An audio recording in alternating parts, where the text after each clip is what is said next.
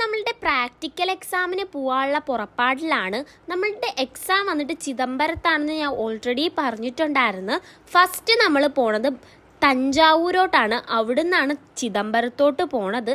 തഞ്ചാവൂർ പോയതിൻ്റെ വിശേഷങ്ങളൊക്കെ ഞാൻ പറയാം. അപ്പോൾ വീണ്ടും ഞങ്ങൾ പെട്ടിയും കിടക്കയൊക്കെ എടുത്ത് പോവുകയാണ്. കാറിലാണെങ്കിൽ ഇനി ഒരാളും കൂടി വന്നു കഴിഞ്ഞാൽ ഇരിക്കാൻ സ്ഥലമില്ല. ഫുൾ പാക്ഡ് ആയിട്ടാണ് നമ്മൾ പോണത്.